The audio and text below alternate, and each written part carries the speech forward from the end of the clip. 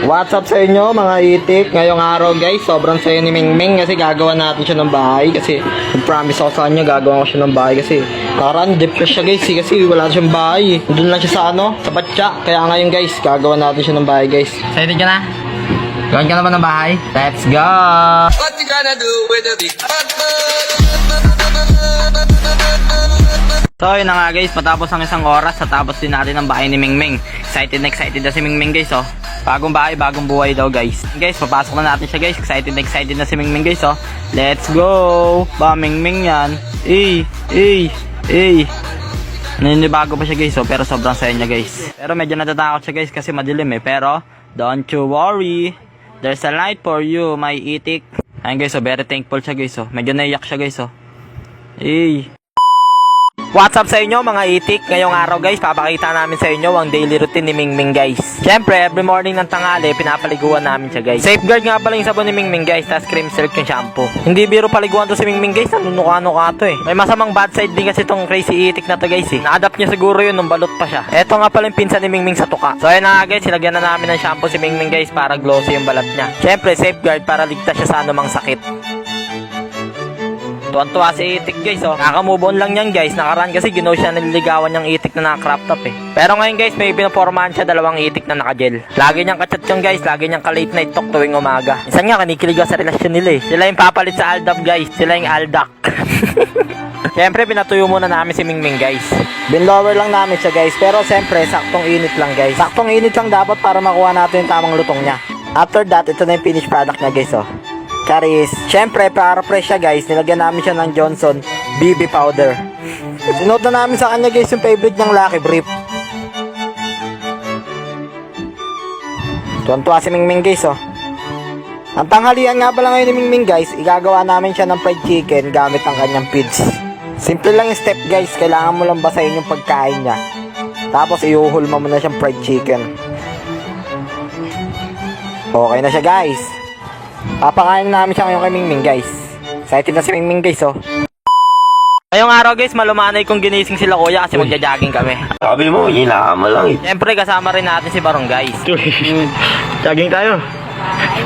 Buti pa si Mingming guys, di na kailangan gisingin. Maaga pala, nag-stretching no. Ang tawag pala sa ginagawa niyang yan ay romansang itik.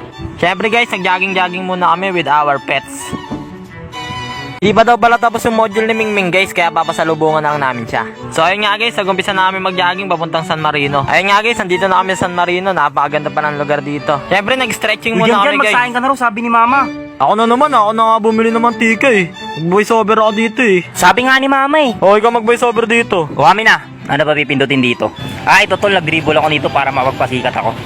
Ito mga tol, galawang Crazy Irving. Naglalag. Ito naman mga tol, si Stephen Crazy. Ganito pala point of view kapag na-ankle breakdown ka ni Baron. Ganito kasi gasig mag-training si Baron mga tol. Ayun, kakapasikat niya, kinapos na ng hemoglobin yung red blood cells niya. Chinek namin kung mainit ba siya. Ay, ang lamig niya na sa akin. Nag-jogging kami para maging healthy, tapos kumain rin ng pares. O, di ba? That's crazy. Dinala na rin namin ng pasalubong si Mingming ng paborito niyang cat food. 1 kilo po sa 1/4. Pagdating namin, minukbang agad ni Mingming oh. Food trip si itik oh. Ngayong araw guys, gigisingin ko nga pala si Yan tsaka si Baron kasi sasama sila sa biyahe ko. Yan, sama ka sa biyahe ko. Tulog pa ako eh. Siyempre, joke lang guys. Hindi pwedeng hindi kami sumama ni Barong guys. Let's go! Kaya anong specs na itong jeep mo? Ay, totol, 1 million cc bigat engine totol. Siyempre, ginaid ko muna siguro sa pag-atras niya guys. Baka makasagasa na naman siya ng langgam eh. Ganito sa Menyas guys, Malajejo Marroas oh. Okay, atras. Pag kumalampag, hinto. Tamang road trip na naman mga itik dito guys oh. Let's go! Siyempre, nag-almusal muna kami guys. Tamang tinapay lang muna kami dito sa Gedli. Food trip mga itik oh. After that, siyempre pumasada ulit kami guys. Gutom na ako. Ikaw pre, gutom ka na? Kaya, kain na tayo. Ano na papera? Ito pa lang eh. Tara, samumurahin lang muna. Wala ba silang tindang kanin? Walang tindang kanin? Wala. Tara, meron akong alam dun, mura. Tatlong extra rice po, tsaka ano, Soft drinks. rice. Tatlo rin po. Saka tatlo pong drinks. Sige po, ano na lang po, mac water. Dalawa lang pong mac water.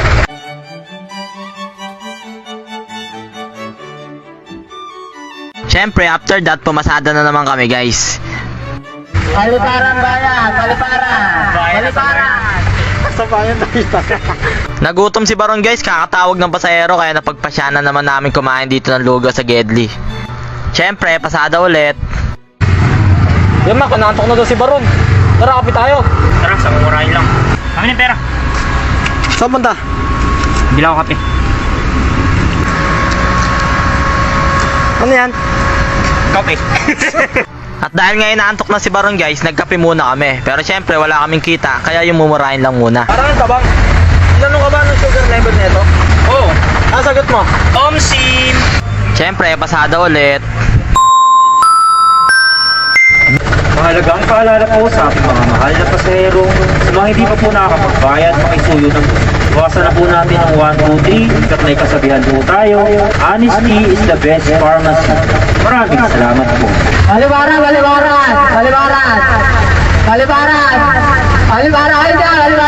Alas 8 na ng gabi, guys, kaya uwi na kami. Syempre, nagpagas muna kami dito. Sobrang lakas ng biyahe ngayon, kaya sa tingin ko, malaki kinita namin ngayon, guys, eh. Magkano kinita natin dyan?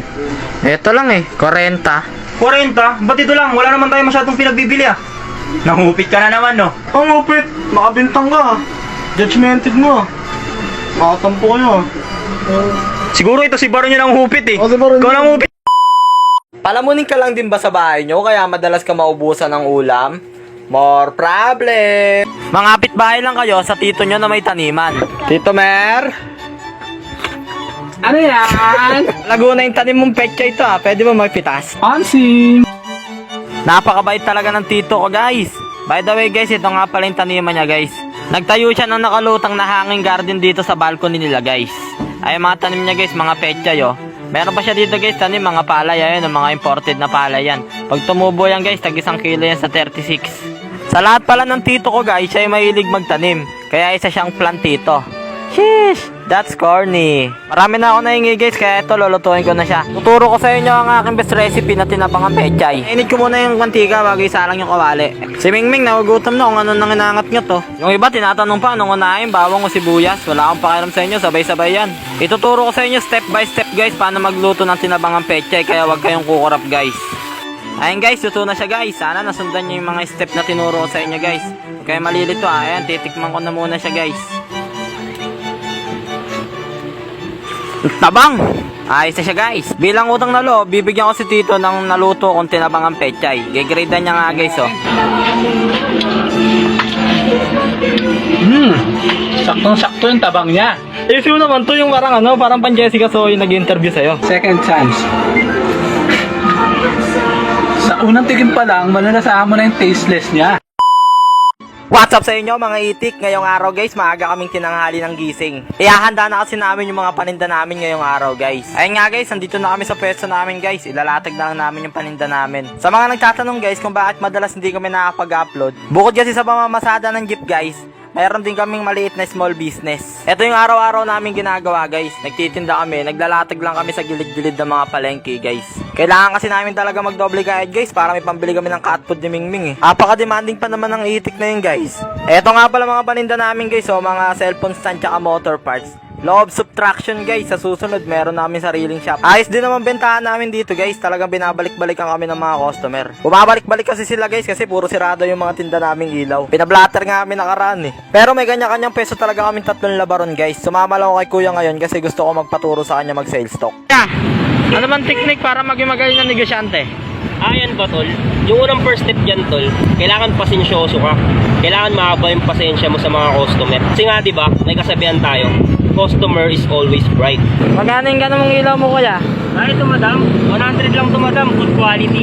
Napakaliwanag, madam, kaya liwanagan. 100? Mahal naman yan. 70 lang sa Shopee yan, eh. Hindi doon ka bumili, pato ko sa ito. Ano mo gawa? Ano mo gawa? Salbahay ka. Wala kang respectful, ah. Pangalawang second step, kailangan magaling ka mag-sales talking. Ipapakita mo dapat kung gaano katibay yung mga product mo. Utoy! Matibay ba yung cellphone stand mo? Ayaw naman tayo, napakatibay nito talaga yun.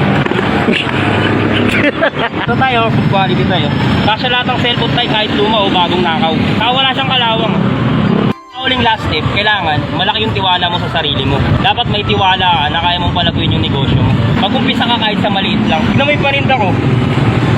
Ang Dami, di ba? Bakit kuya, ano lang bang meron ka dati? Ako dati may shop ako eh. Malaki. 2 months ago, nalugi eh. After 3 years guys, ito na lang natira sa paninda namin.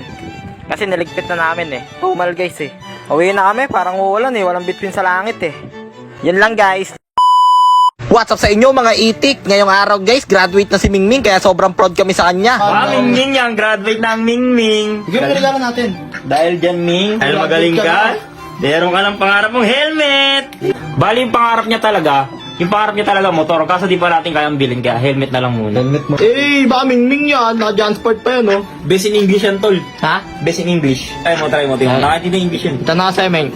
Meng, how about did you learn what's your studying in your schools? Lumasagot, pre. Tagalogin mo muna. Baka kasi may sinok siya eh. In Tagalog. Meng, sino nangyari?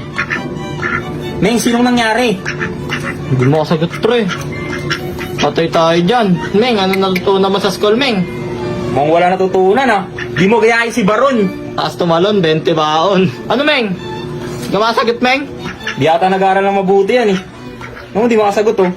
Bag grade nga natin yan. Tago mo pa bag mo ah. Oh. Yan yung laman ng bag niya, pre. Malaban-laban pa. Sabi ko na nga ba oh. Tignan mo, binibila natin ng labis. Tignan mo yung nangyayari sa labis nyo. Kinakagat-kagat lang oh. Pinag-aaral ka ng labis, kinakain mo lapis. Tignan mo oh.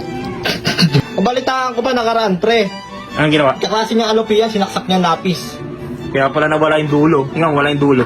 Wait. Notebook niya. Nag-aaralan niya. Wait. Tingnan mo mga sinusulat oh. Notebook ko. Nasulat. Ming love tuning. Sabi ko na nga ako eh. Wala pang sulat. Kaya nga, Ming. Wala yung sulat yan. Isa pa siya dito notebook oh. May notebook. Oh, walang sulat. Nga. Ming Valdez. Tingnan mo na walang sulat oh. Walang kalaman-laman. Kaya pala wala natututunan eh. Oh, ito lang oh. Kapit sa'yo, Ming. No, puro SOS lang tsaka drawing lang sa likod. Puro drawing na pinagagawa mo. Anong pinag-aaralan mo, Ming? Pinag-aaral, mahal ng tuition mo. Lumayas ka! Get lost!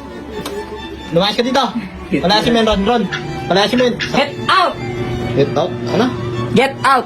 Hindi ka nakaintindi ng English yan. Tagalog. Pumasok ka! Lumayas ka doon. Doon ka sa mga barkada mo. Ano? Nagmamalaki ka pa, ha? Ala ka dyan.